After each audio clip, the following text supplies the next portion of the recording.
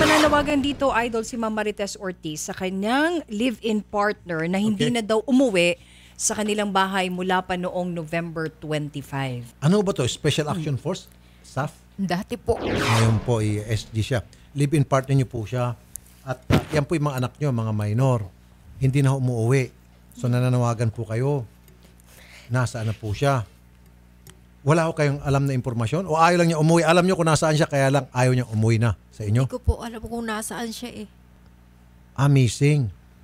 Si Mr. Nap Leong, Operations Manager ng Eagle Global Security. Connected po siya sa Eagle, ano po? Mr. Nap Leong, sir.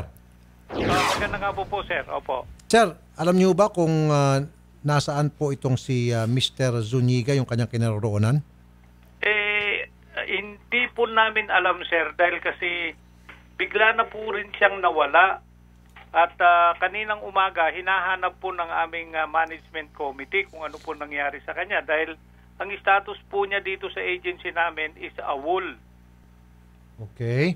Hindi na po siya nagpakita since a week ago po. Kailan po siya huling nag-report sa inyo dyan? Naku, sir, hindi ko masyado matandaanan, pero I think last week wala na po siya. Hindi po siya nag-report sa kanyang duty? Hindi na po, opo. At wala po siyang pasabi sa kanyang mga kasamahan, karelyebo? Wala po, basta wala na po, hindi na po lang siya basta nag-report. Okay. Tinanong nyo na po yung kanyang mga kasamahan o yung kanyang pinagdudutihan? Ay, opo, dahil kasi siya po isang corporate investigator po namin.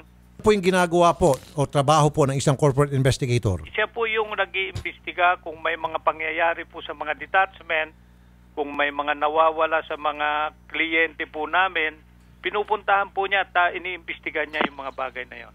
Okay. Hindi ho ba kayo nabahala nang bigla na lang po hindi nag-report ito? Gayon na meron pa pala siyang sensitive na posisyon sa inyong kumpanya. Hindi ho kayo nagpatawag ng police o NBI to investigate the matter? Ay, hindi pa ho, sir.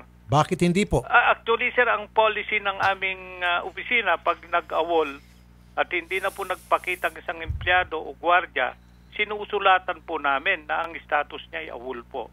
Hindi niyo po tinawagan yung kanyang family? Hindi po. Kasi last week lang po yun. Wala hong nakipag-ugnayan sa kanyang family. Pero nakausap niyo po yung kanyang mga kasamahan sa trabaho, nagtanong-tanong ho kayo? Kami po, opo. Nagtatanong-tanong din po kami. Yung mga kasama po namin dito na mga operations manager. Ano pong sabi? Wala din po silang alam na na dahilan kung bakit hindi siya po nag-report. Okay. Kailangan po siya nga, sir, busy ang ng opisina dahil may trabaho pa po siyang iba. Aside from being an investigator, siya po ang officer in charge po sa armored car namin. Wala ho ba kayong napansin ng mga irregularity base po sa ginawa niyo yung pagtatanong-tanong, pag-iimbestiga sa kanyang trabaho, sa kanyang pwesto, sa kanyang pinagdudutihan immediately after nung mawala siya? Wala naman po, sir. Wala naman po siyang kasalanan. Wala naman po siyang violation. Normal po siyang pumapasok dito sa opisina. At sir, wala po kayong mga natatanggap na reklamo? Ay, wala naman po. Wala naman po. O siya po, prior to him being a missing person, wala ho siya mga nasasabi po sa inyo, pahiwatig tungkol sa mga problema na maaring kinaharap niya? Wala naman po, sir. Wala naman po. Okay. Anyway, ngayon po, naalam niyo na po itong problema. So siguro po makipagtulungan kayo sa family. Andito po ngayon, umiiyak po itong kanyang live-in partner. Opo. Baka po kayo po mag-initiate na rin dyan sa inyong opisina bilang operations manager. Yes, sir. Tumawag po sa NBI. Opo. Para imbestigahan po. Opo. Itong pagkakawala niya at bigla na lang paglaho na parang bula. Opo. Asan nila po? Ma'am Marites, narinig niyo po ang pag-uusap namin. Opo. Ni operations manager. Wala ho nababanggit sa inyo si sir? Si Mr.? Wala po. Nung Biyernes po, pumasok siya pero nung Sabado hindi na po. Pero bago niyan, wala ba siya mga nababanggit na mga bagay-bagay na kakaiba, out of the ordinary? Na parang, wala naman bakit po niya sinasabi to, bakit niya nababanggit to? Wala. Parang normal na normal lang? Nung Biyernes po, may sakit siya. Tapos, sabi niya uuwi siya pero hindi na po umuwi. Saan po siya nung sinabi niya may sakit siya? Nasaan po siya nung tumatawag siya noon? nasa opisina po siya, pumasok po siya noon. Tapos nagtanghalian po sa bahay namin. Tapos Okay. nung gabi, uuwi daw siya pero hindi na siya umuwi. Anong oras po yon? Gabi na po. Nung 25 po. Mga alauna po. Tapos Okay. pumunta kami nung Sabado ng umaga. Hindi na raw po pumasok. Okay, Sir Nap, Opo. 25 po ng tanghali alauna, nandiyan pa ho siya sa inyong opisina. Oo, sir. Okay, at masama raw pong pakiramdam. Yes, sir.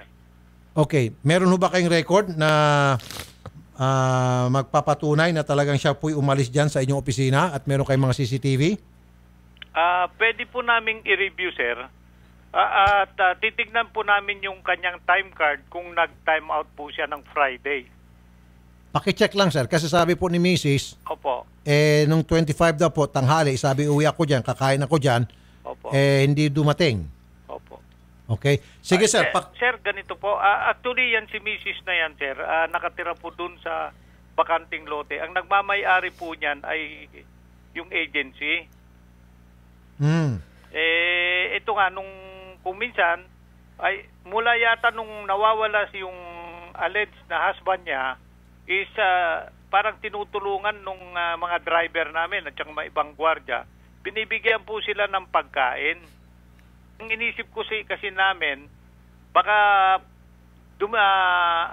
umuwi po siya dun sa tunay niyang asawa.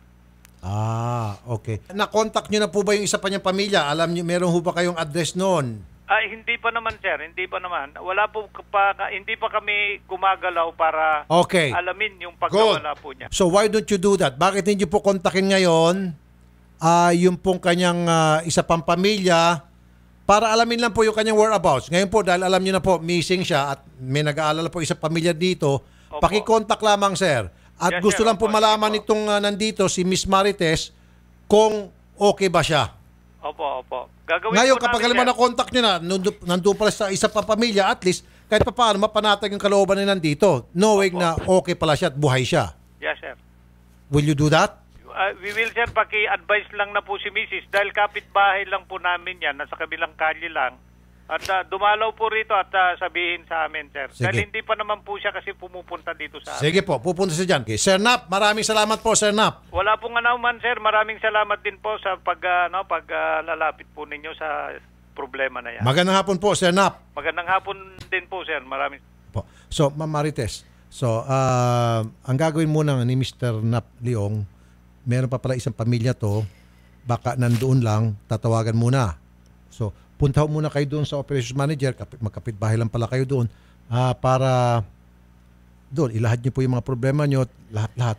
And then, base sa inyong pagsumbong sa kanila, then, yun po ang magbibigay sa kanila ng otoridad. Diba? Na para, may authority na sila para mag-imbestiga. Dahil nga po may nagreklamo. Tatawag po sila sa kabilang pamilya. Okay? Okay. Magandang hapon po, ma'am. Magandang hapon po sa inyo. Wanted.